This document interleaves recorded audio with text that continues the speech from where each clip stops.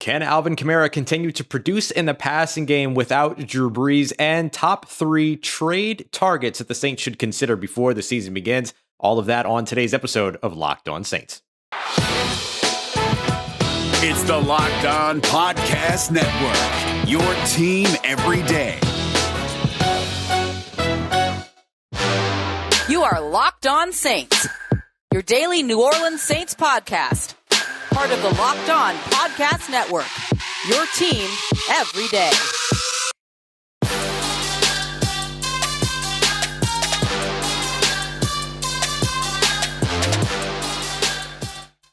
What is good, Who Dat Nation and Who Dat family? Welcome into another episode here on Locked On Saints, part of the Locked On Podcast Network, your team every day, here every single Monday through Friday, 5 days a week, covering your New Orleans Saints. Today's episode is brought to you by Rock Auto. Amazing selection, reliably low prices, and all the parts your car will ever need at rockauto.com. And don't forget to let them know that Locked On sent you. On today's episode, we're going to take a look for our Top 3 Thursday at the top 3 trade targets that the Saints should consider before the 2021 NFL season. But first, can Alvin Kamara continue to produce in the passing game without Drew Brees? We'll take a closer look at Taysom Hill and Jameis Winston in that regard. As always, I'm your host, Ross Jackson, at Ross Jackson Nola on Twitter, Deputy Brand Manager over at Canal Chronicles.com, your Tuesday co-host with the Locked On NFL podcast. We got all that and a little bit of land yet for you on today's episode of Locked On Saints, your team every day. All right, y'all. So kicking it right off, whether you're watching on YouTube or listening to the podcast, thank you very much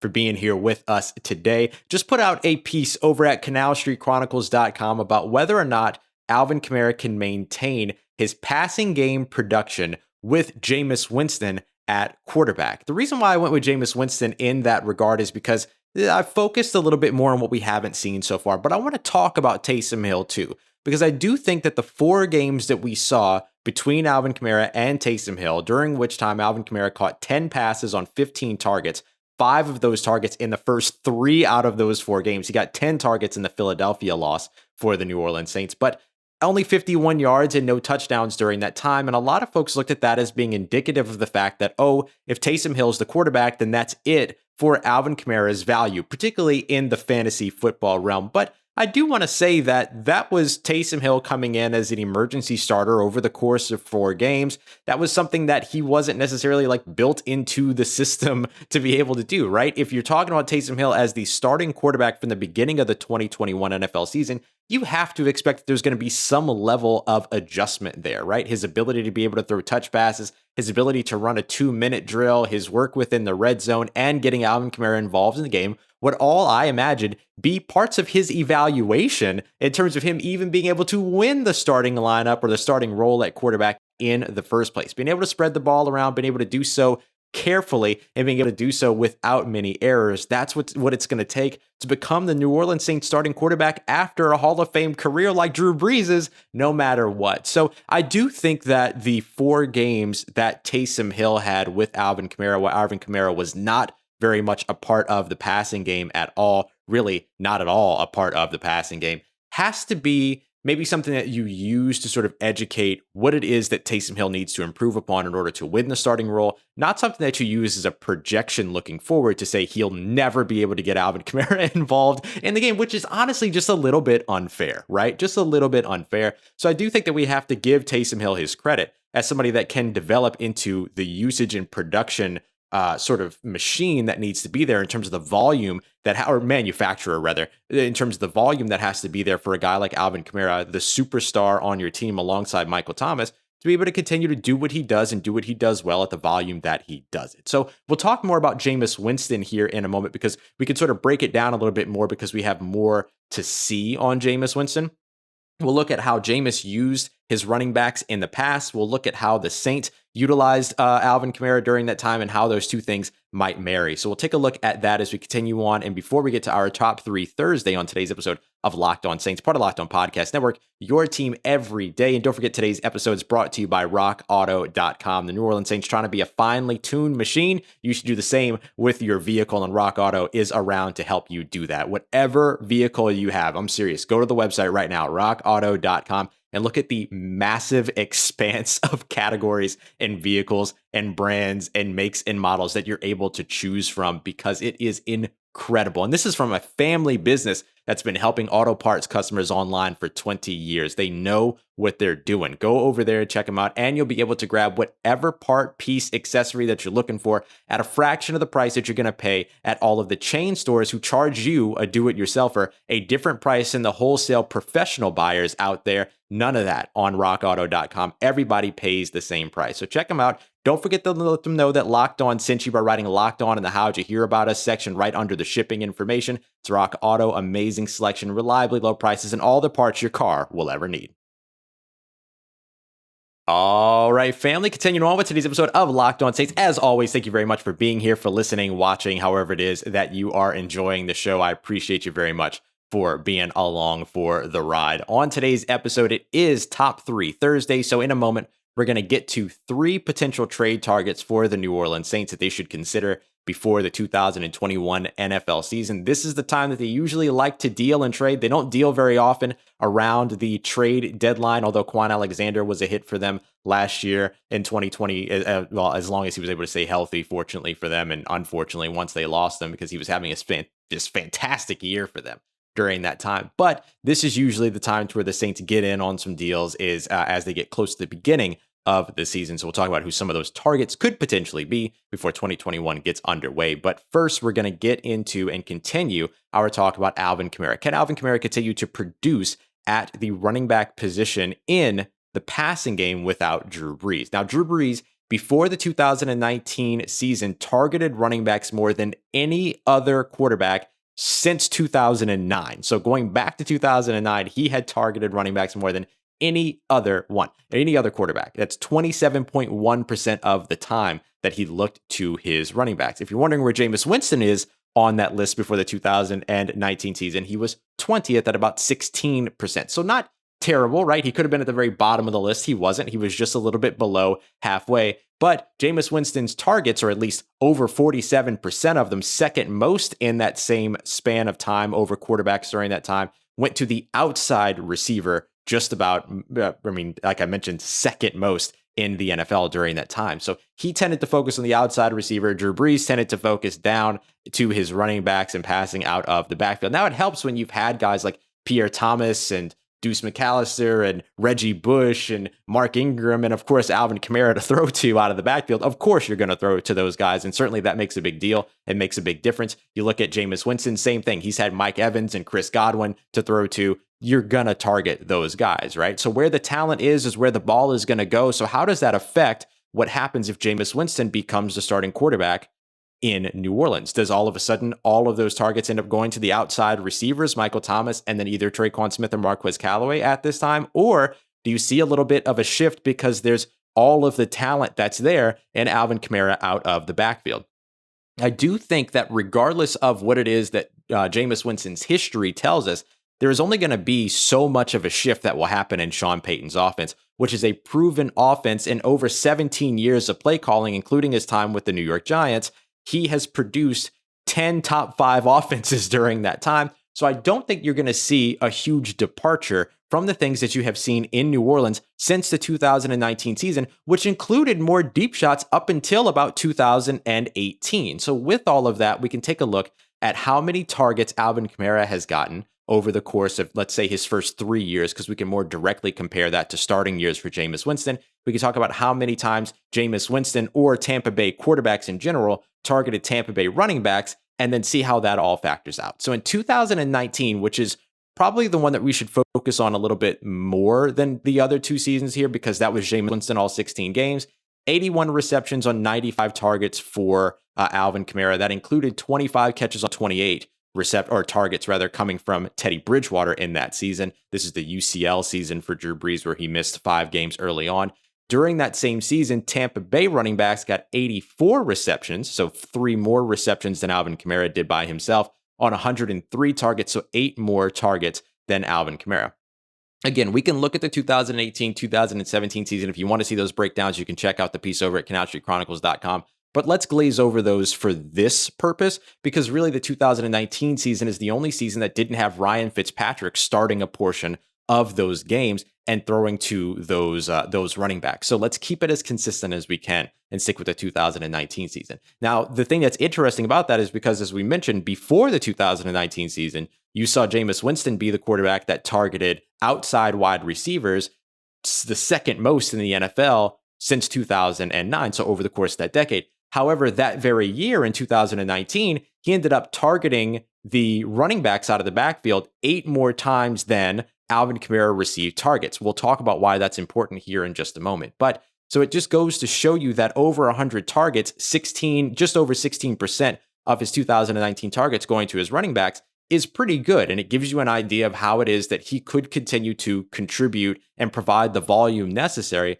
for Alvin Kamara to be able to produce out of the backfield. The other part is, how do you replace some of the downfield targets to more maybe safe, let's say safe targets as well. Now, remember, he threw a ton downfield during the 2019 season. It's one of the reasons why he also had 30 interceptions during that time. You look at Drew Brees and Teddy Bridgewater in 2019, they combined for 45 passes downfield. Meanwhile, when it came to Jameis Winston, he threw 99 passes downfield, exceeding the Drew Brees and Teddy Bridgewater combined amount by 54 passes by himself. You take, let's say, 42 of those targets, and what I'm doing when I say 42 is that I'm taking the targets that went to Latavius Murray in 2019, redirect those to the backfield for Jameis Winston, give him back the 8 additional targets that he threw to his backs already above Alvin Kamara's target percentage, and that still gives you an opportunity for 64 downfield targets, not including any targets that would end up also going to Alvin Kamara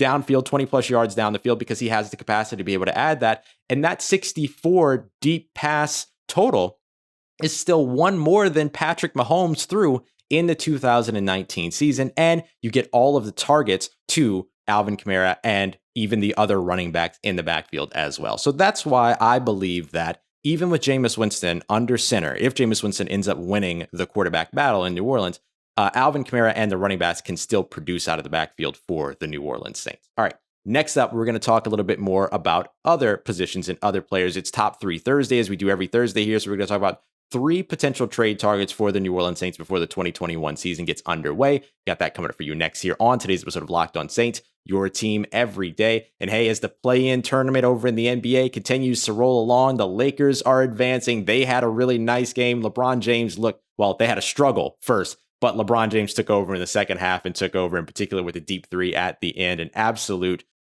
just a fun game to watch. And a fun thing to get in on the action for, too. If you want to check it out over at BetOnline.ag, it's a great time to get involved and get in on the game when it comes to these NBA playoffs. I love betting on NBA playoffs because you just never know which way everything is going to go, but there's so many new props. There's so many different futures, so many things that you can select from over at BetOnline. So go ahead and check them out. And when you get there, don't forget to use the promo code LOCKEDON to get a 50% welcome bonus on your first deposit. It's free to sign up, but go ahead and get that 50% welcome bonus on that first deposit with the promo code LOCKEDON, LOCKEDON, BetOnline, your online sportsbook experts. And don't forget to check out our good friends over at Built Bar, BuiltBar.com, the best tasting protein bars on the market, 9 delicious flavors, including limited edition flavors that pop up all the time over on the website, and a bunch of other products that you can check out as well. Built Puffs, Built Broth. They have a ton of different options, including some mineral water things that you can pour into your water and everything to help hydrate. Just really, really great stuff over at BuiltBar.com. They do some incredible work. And those 9 delicious flavors include some of my favorites like peanut butter brownie. You can also look at double chocolate, mint brownie, raspberry, and they're all covered in 100% chocolate along the way. So go and check them out. Get a box of your own. You can customize and pick 3 flavors, or you can go with the sample box and get a bunch of different flavors, whichever route you decide to go. Just make sure you use the promo code LOCKED15, LOCKED15, so you get 15% off of your next order at BuiltBar.com. Let's get it. Who Dat Nation, wrapping up today's episode of Locked On Saints with our Top 3 Thursday. Very excited to always do this. And I said we're going to have a little bit of fun here for this one. So let's go ahead and have some fun. We'll talk top 3 trade targets that the Saints could consider before the 2021 season. I'm going to steal one of these from a good friend of mine, Hayden Reel, over at Canal Chronicles, because he actually put one out there that I hadn't really considered. And it's veteran tight end Zach Ertz. Now, Zach Ertz is not going to come in and be a world changer for you at the tight end position, but right now, that tight end room for the New Orleans Saints is so young and so unproven. Doesn't mean it's bad, just means that it's unproven, and therefore you probably don't want to rely on it right away, just like we've talked about with Paulson Adebo at the cornerback position. So when it comes down to what the Saints might be able to do here, the hard part when it comes to Zach Ertz, and the reason why he's at the bottom of my list, is because of the fact that whatever team trades for him is going to owe him nearly $9 million. And as we mentioned in yesterday's episode, the Saints have right around $374,000. So not very close in terms of what they would have to pay for a guy like Zach Ertz. But if they're able to convince a team like the Eagles to take on a little bit more of that contract and then trade him on a more, let's say, more successful terms, right? More reasonable terms, then the Saints would be able to get away with doing that and trading off any of those mid-round picks that the Saints have for next season that should get doubled up because of their compensatory selections that are waiting in the wings. So I'll mention Zach Ertz, but he's at the bottom of my list. But shout out to Hayden Real, because I hadn't really considered Zach Ertz very much, but I'm glad that he ended up putting him in his piece over at CanalStreetChronicles.com as well. And somebody that both he and I agree on is Jordan Hicks, the linebacker out of Arizona. Jordan Hicks has been known for being a coverage linebacker during his time. He did it well with the Eagles, did it very well as well with the Arizona Cardinals, and he would be asked to play a lot fewer snaps than he was asked to play in Arizona, where over the last few years, he's played over 1,000 snaps on defense with the New Orleans Saints, splitting time with Demario Davis and rotating with some of these other guys like Pete Werner and Zach Bond and Chase Hansen potentially. You'd probably see him really sit around the 500, 600 snap count at the absolute most. You wouldn't need him to be out there every single down, and he gives you enough in coverage, and he has a cheap and manageable rate because he took a pay cut to stay with the Arizona Cardinals over the offseason. The Cardinals, of course, then drafted Zaven Collins out of Tulsa and now have given Jordan Hicks some time to go out there and pursue a trade. New Orleans would be very smart to check in on Jordan Hicks, who will probably cost them about $3 million for what I'm looking at here. So not very much to ask for in terms of what the Saints could get in a veteran presence to help out at the linebacker position for the younger guys that are on this team next to Demario Davis. So a great option for the New Orleans Saints there, and one that I know a lot of Saints fans have asked me about as well. And I do think Jordan Hicks would be a fun one and a good option to pursue, and a pretty low risk move as well. I think you could probably, because of the fact that they're giving him permission to be traded, you could probably move a day 3 pick or 2 in order to get him in New Orleans. And again, he's on a cheap and manageable contract thanks to the pay cut that he took over the offseason. And finally, another player that got a lot of trade talk early on before the draft was Chicago Bears wide receiver Anthony Miller. Now, Anthony Miller is one of the receivers that got into it with CJ Gardner-Johnson, so I don't know if you necessarily want that type of volatility around, but if they could put it behind them, he would be a clear and decisive, easy wide receiver 2 across from Michael Thomas. He's still on a relatively cheap contract. It's very manageable. You'd have to figure out if you want to pay him after this deal expires moving forward. But even just to give yourself another option at the wide receiver position for the 2021 season while you're sort of I don't want to say retooling. I guess that's right. While you're retooling at the quarterback position. And so therefore you want to provide some additional options at wide receiver and get somebody that's maybe a little bit more proven than who you have in the room. Kind of the same thing we were just talking about with Zach Ertz. Then Anthony Miller could absolutely be that player. Young, talented, he can stretch a field. He can also be reliable underneath and in the intermediate area. He has all of the tools that you like to see for a Sean Payton wide receiver, and he's got the size. He fits the prototype. I mean, he does everything he checks those boxes, right? I'm not going to say he does everything that you want, right? There's still some limitations to his game, but he's somebody that at least checks enough boxes that he should be pursued or of interest to the New Orleans Saints if they're in the market for a wide receiver in the trade market. All right, y'all. Thank y'all for being here for another episode of Locked On Saints. Make sure you go and check out the Locked On Today podcast. Today, they're discussing Steph Curry not being enough to get past the Warriors. Is he going to be enough to get past the Memphis Grizzlies, though, and then get that 8th seed in the first round of the playoffs? Keep up with everything going on around the world of sports in less than 20 minutes every day with the Locked On Today podcast. As for Locked On Saints, we'll be back tomorrow. It's Friday, so we're going to dig into, in case you missed it, recap all the big stories throughout the week. We'll give all of our 5-star reviews over on iTunes, our 5-star shout out for 5-Star Friday,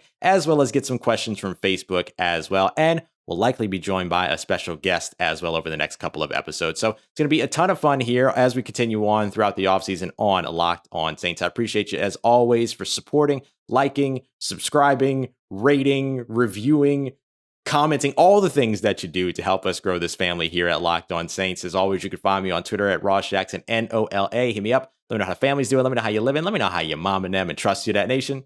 I'll holla at you.